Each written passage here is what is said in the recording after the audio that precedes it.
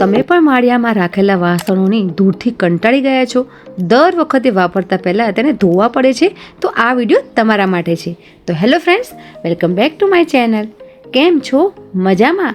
આજે એવું સરસ મજાનો DIY જોઈશું જે ફક્ત ને ફક્ત 10 જ રૂપિયાનું આપણે જૂના વાસણોને મહિનો સુધી માળિયામાં રહે તેમ છતાં પણ સાફ રહે તેવા આપણે DIY કવર બનાવવાના છીએ. એટલે કે આજે બધા જ વાસણના આપણે કવર બનાવવાના છીએ. તો વિડીયોને લાસ્ટ સુધી જરૂરથી જોજો. અને હા, ચેનલ પર પહેલી વખત આવ્યા હો ને તો please subscribe to my channel. ચલો લેટ્સ સ્ટાર્ટ. જુઓ, સૌપ્રથમ તો આપણે જે તે વાસણનું કવર બનાવવાનું હોય એ વાસણ તમારે મોટી સાઇઝનું જે હોય લાસ્ટ એ તમારે લેવાનું છે. જો થાળી લીધી છે, ગ્લાસ લીધો છે અને મોટું તપેલું લીધું છે. તો અહીં તમારા ઘરમાં આનાથી મોટું તપેલું હોય તો એ તમારે લાસ્ટ સાઇઝ તમારે લેવાની છે. એટલે શું હોય છે કે જ્યારે બી તપેલાનું કવર બનાવો ત્યારે મોટી સાઇઝ જ બનાવી દેવાની અને આની અંદર બધા નાના તપેલા આવી જશે. તો એ જ તપેલું હું આવી રીતે ઊંધું ડબલ કાપડ લઈને અને ઊંધું કરી નાખીશ. એટલે ઉપરનું અને નીચેનું આપણને પીસ મળી જશે. તો આ રીતે તપેલું ઊંધું કરીને અને આવી રીતે જો તમારે ડબલ હરો કરવાનો છે અને પછી જ તમે માપ લઈ શકો છો. હવે આમાં રહી વાત કાપડની, તો અહીં મેં જૂની બેડશીટ લીધી છે. તમે શું હોય છે કે જૂના ફાટેલા કપડાં લઈ શકો છો, જૂની બેડશીટ, સાડી છે, કંઈ પણ તમે લઈ શકો છો. ઇવન તમે પ્લાસ્ટિકની બેગ પણ તમે લઈ શકો છો. પ્લાસ્ટિકના બી કવર બનાવી શકાય. તો શું હોય છે કે ગમે ત્યારે આપણે વાસણ જે યુઝ કરતા હોઈએ છીએ પણ એના સિવાયના વધારાના વાસણો ઘણા બધા હોય છે જે અમુક ઓકેઝનમાં જ આપણે યુઝ કરતા હોઈએ છીએ. તો એ આપણે કબાટમાં અથવા તો માળિયામાં મૂકતા હોય છે. મોસ્ટલી બધાના માળિયામાં કબાટ હોય જ છે, પરંતુ તેમ છતાંય ધૂળવાળા થઈ જતા હોય છે. તો શું હોય છે, આ ટાઈપના 4-5 કવર તમે બનાવી દેશો તો ઇઝીલી તમને વાસણ પણ મળી જશે અને સરસ મજાના વાસણ રહેતા હોય છે. અને આજકાલ તો સ્ટીલના વાસણ સિવાય કાચની ક્રોકરી પણ તમે વાપરતા હો છો, તો તેના માટેના પણ આ કવર બનાવી શકાય. તો જુઓ, અહીં મેં માપનું છે કવર મેં શું હોય છે કે કાપડ મેં કટ કરી લીધું છે અને અહીં સ્પંચ મારી સાડીમાં આવેલું હતું, જેથી કરીને તેનો ઉપયોગ હું કરી લઉં. તો મને આ બંને જ પીસ કટ કરી દીધા છે સ્પંચના, અને પ્લસ મેં જૂની વળી પાછી બેડશીટ ફાટેલી લીધી છે અને તેના માપના પણ મેં અસ્તર મેં કટ કરી લીધું છે. તો જુઓ, એક કપડું નીચે, વચ્ચે સ્પંચ અને ઉપર આ રીતે ગોળ કપડું. જે તમે ઉપર માટે રાખતા હોય, જે ઉપર કપડું રાખવા માગતા હોય તે ઉપર પીસ લેવાનો છે. આ રીતે તમે કોઈ પણ જૂના કપડામાંથી બનાવી. આમ આ રીતે બધા જ વાસણના જે માપ છે તમારે કટ કરી લેવાના છે. તો આમ હું ડીશ માટેનું પણ શું હોય છે કે તેનું કપડું કટ કરી લઉં છું. તો આ રીતે જો બંને પીસ મેં કટ કરી લીધા છે અને તેનું પણ વચ્ચે આપણે શું હોય છે કે એક સપોર્ટર માટે મેં અહીં પ્લાસ્ટિકની બોરીની બેગ લીધી છે. અથવા તો જો તમારી પાસે આવી રીતે શોપિંગ બેગ હોય તો શોપિંગ બેગ પણ તમે લઈ શકો છો. આમાં મેં અત્યાર સુધીના જેટલા DIY તમારી સાથે શેર કર્યા હશે એટલા મેં વેસ્ટ વસ્તુમાંથી જ મેં તમને બતાવ્યા હશે. કોઈ જ 1 પણ રૂપિયાની બહારથી વસ્તુ આપણે લાવતા નથી હોતા. તો આ બધા જે કપડાં છે એ ફાટી ગયેલા છે, ઘસાઈ ગયેલા છે અને તેનો જ આપણે ઉપયોગ કરવાનો છે. તો આ રીતે મેન કપડું અને વચ્ચે સપોર્ટ માટે, એટલે કે થોડું સ્ટ્રોંગ બને તે માટે કોઈ શોપિંગ બેગ અથવા તો બોરી અથવા તો કોઈ તમારી પાસે જે સાડી આવતી હોય એના વચ્ચે સ્પંચ મૂકેલા જ હોય છે, તે તમારે હવે ઘરે રાખવાના અને આ રીતે માપ તમારે કટ કરી લેવાના છે.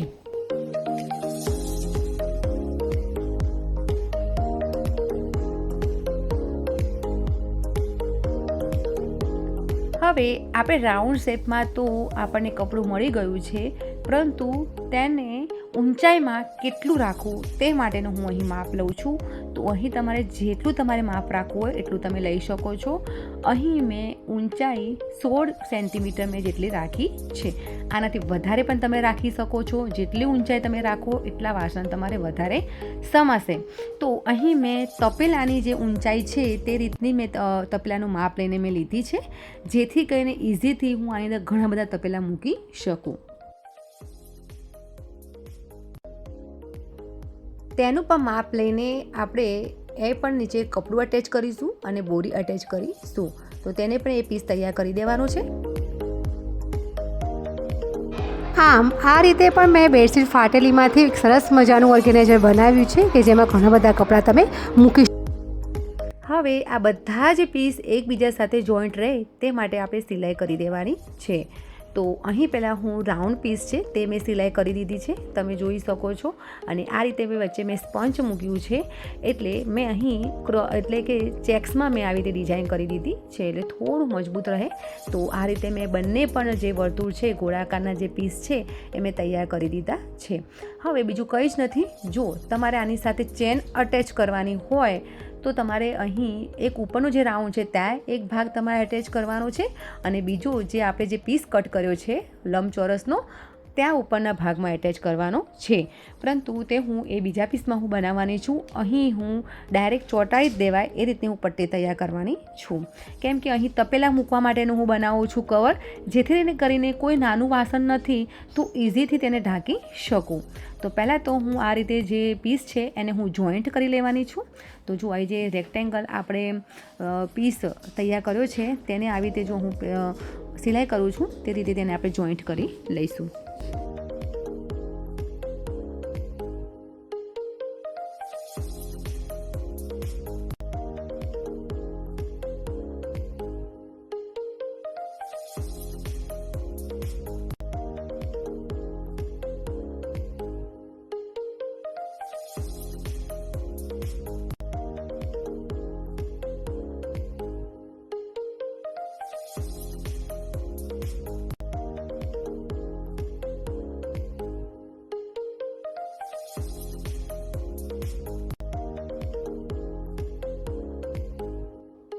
જુઓ આ રીતે બાજુમાં મેં સિલાઈ કરી દીધી છે, એટલે સરસ મજાનું આપણે શેપ મળી ગયો છે.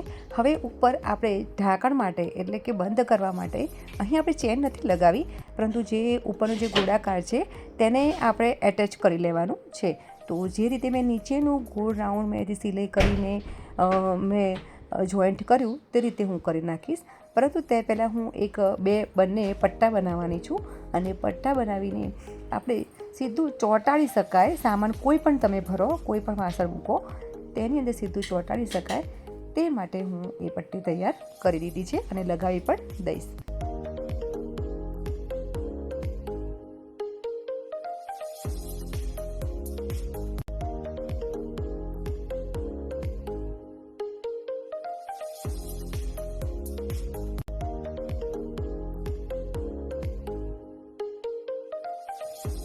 આમ બંને બાજુ મેં વેલ્ક્રો લગાવી દીધી છે.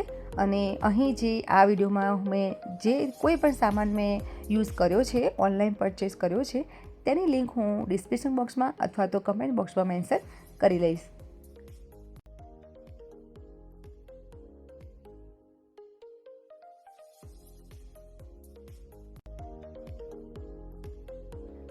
ત્યારબાદ મેં એક વ્હાઇટ કલરની લેસ લીધી છે, એટલે કે પટ્ટી લીધી છે કોટન કપડું, તેની આજુબાજુ હું લેસ લગાવી દઈશ, એટલે પાઇપિંગ કરી નાખીશ એટલે થોડુંક મજબૂત બની જાય. હવે સેકન્ડ ઓર્ગેનાઇઝર બનાવીશું આપણે. ગ્લાસ હોય અથવા તો મોટી સાઇઝના લોટા કે ગ્લાસ હોય તેનું કવર કેવી રીતે બનાવવું. તો જુઓ આ રીતે મેં તેનું માપ લઈ લીધું છે, અને માપ કરતાં 2 થી 3 ઇંચ મેં કવર મેં મોટા જ બનાવ્યા છે, જેથી કરીને આના સિવાય પણ આગળ કોઈ મોટી વસ્તુ લાવીએ તો તે પણ કવરમાં આવી જાય. તો જુઓ આ રીતે તેનું મેં માપ લઈ લીધું છે, અને જે પહેલાં જ ઓર્ગેનાઇઝરમાં મેં કર્યું હતું તે રીતે જ આપણે પટ્ટી આવી રીતે ગોળાકારમાં કટ કરી નાખવાના છે, આવી રીતે જુઓ, અને પછી તેને આપણે જોઈન્ટ કરી દેવાનું છે.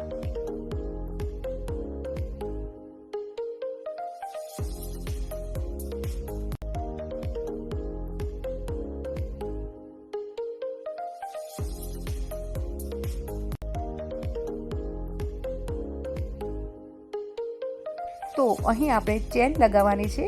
તો જો જે ઉપર ઢાંકણ બંધ કરવાનું છે તેના ઉપર મેં ચેન લગાવી દીધી છે એક સાઈડ, અને એક સાઈડની ચેન જે અહીં આપણે જોઈન્ટ કરવાનું છે ત્યાં આપણે એક પટ્ટી લગાવી દેવાની છે. આમ લગાવીને જોઈન્ટ કરી દઈશું, અને પછી આપણે તૈયાર કરી દઈશું.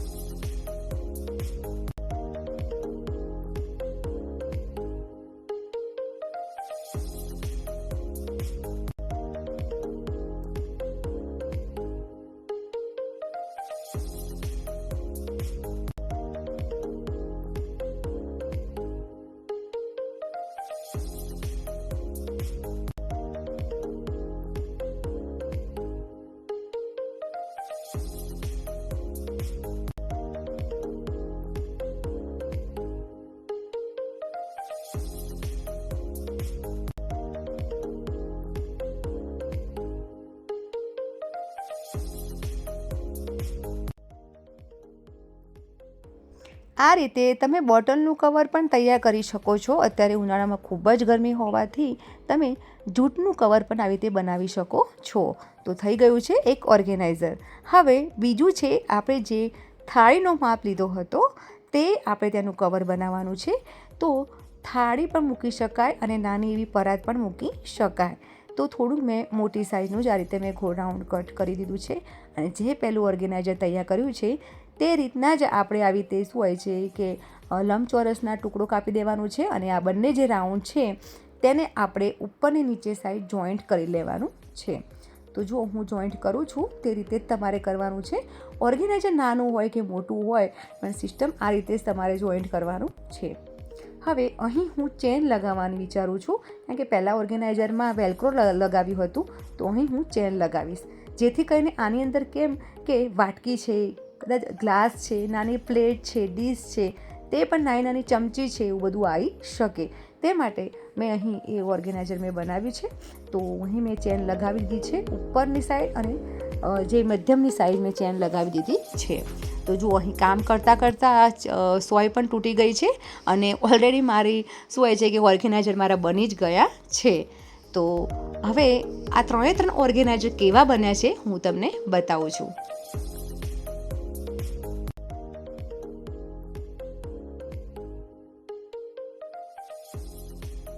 તો ફ્રેન્ડ્સ, જોયું ને, માત્ર એક જ જૂના કાપડની મદદથી આપણે કેવી રીતે માળિયાના વાસણોની આ મોટી સમસ્યાનો ઉકેલ લાવી દીધો. હવે તમારા રસોડાના વાસણો હંમેશા ચમકતા રહેશે અને સાફ રહેશે. તો ફ્રેન્ડ્સ, જોયું એક સરસ મજાનો ફાયદો. નાની અથવા તો થોડીક જ જગ્યામાં ઘણા બધા વાસણો તમને મળી ગયા. અને હા, તમને ઓછી જગ્યામાં વાસણો પણ તમે મૂકી શકશો અને જગ્યાનો પણ બચાવ થશે. તો ફ્રેન્ડ્સ, આજનો જુગાડ ઓર્ગેનાઇઝર તમને કેવું લાગ્યું તે મને કમેન્ટ કરીને જરૂરથી કહેજો. અને હા, હજુ સુધી મારી ચેનલને સબસ્ક્રાઈબ નથી કરી તો સબસ્ક્રાઈબ કરી લો. આગળ પણ અવનવા આઈડિયા હું તમારી સાથે શેર કરવાની છું. અને હા, કમેન્ટ બોક્સમાં જરૂરથી કમેન્ટ કરજો કે તમે માળિયાના વાસણોને સાફ કરવા માટે કયા કયા આઈડિયા કરો છો. ઓકે, હવે એક નવા આઈડિયા સાથે જરૂરથી મળીશું. અને આજનો આઈડિયા કેવો લાગ્યો ને તે મને કમેન્ટ કરીને જરૂરથી કહેજો. બાય બાય, જય ભારત.